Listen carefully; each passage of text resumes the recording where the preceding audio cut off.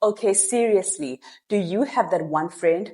They call you up and dump a mountain of problems on you. They demand advice, and then the second you offer a solution, they shoot it down. They either say, oh, that won't work, or you don't understand. If that sounds familiar, then you might have met the help rejecting complainer, or HRC, and they're stuck in a frustrating psychological trap.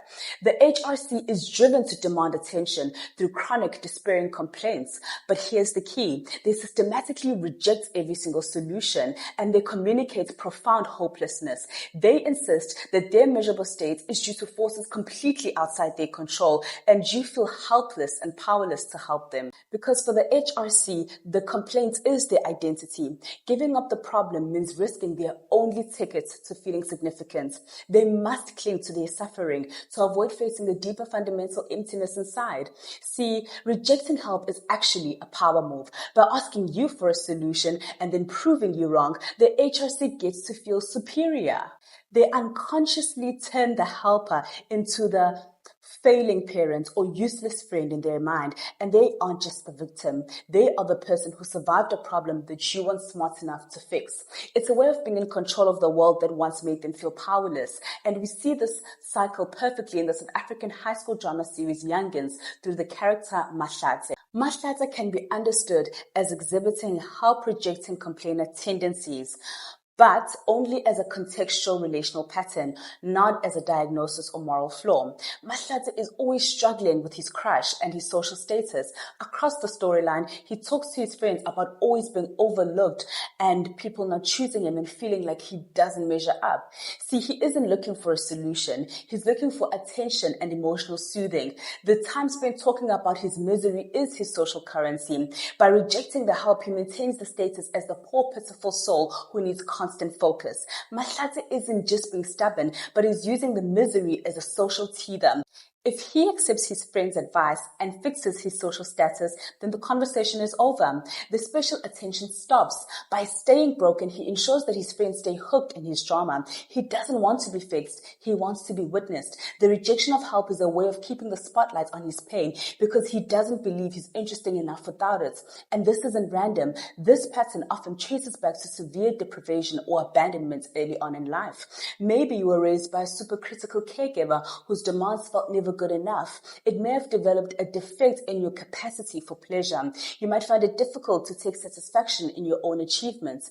Think about it. If you grew up with a parent who only noticed you when you were perfect, or someone who constantly tried to fix you, rejecting help as an adult is your way of finally saying no. By refusing to be fixed, you're finally refusing to be controlled. You'd rather stay in the hole than have someone else have the satisfaction of pulling you out. So they hold ferociously in their suffering. It feels like the only unique claim to who they are. They might even feel a perverse need not to give satisfaction to others. Fixing the problem would mean gratifying the person who helped them, and they refuse. They'd rather frustrate themselves just to frustrate you. The classic blueprint for this character is Melvin Udall, Jack Nicholson, in the international movie As Good As It Gets. Melvin is a severely obsessive-compulsive novelist who constantly complains about everything, and I mean everything. Does he accept help? No. Instead, he aggressively insults or pushes away anyone who tries to connect with him or solve his problems. He is deeply invested in his own misery and uniqueness as a sufferer. Melvin isn't just complaining about the world, he's punishing it. Every time someone tries to help, he is winning a battle against vulnerability. He uses his misery as a weapon to keep people at a distance. For Melvin, you don't understand is not just a cry for help, it's a trophy. It proves that he is uniquely complex and the rest of the world is just too simple to handle him.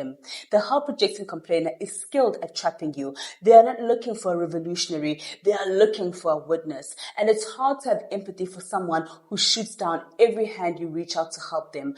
But think of it this way. The help-rejecting complainer is often someone who deep down believes that the only way to get love is to be in pain. They likely learned early on that if they were okay, they were ignored. But if they were hurting, someone finally sat with them. Their rejection of your advice isn't an insult themselves to you. It's a desperate need to keep you in the room. They don't want your answers. They want your presence. The key is to realize you don't owe them a solution. You can acknowledge their pain without sacrificing yourself. They need to realize that they can be significant without suffering. So how do we deal with Mahlatse or the Malvins in our lives without losing our minds? We shift from being the fixer to being the witness. Real empathy for the HRC means realizing they are terrified of the very help they are asking for. They are caught in a loop where getting better feels like getting abandoned. When you stop trying to solve the problem and instead say, wow, that's incredibly hard, you're actually giving them the one thing they really want, the feeling of being seen in their pain without the pressure to change before they are ready.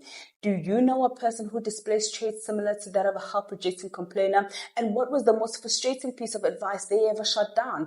Let me know down in the comment section below. And hey, if you enjoyed this video, hit like and subscribe on my YouTube channel, and I will see you next time.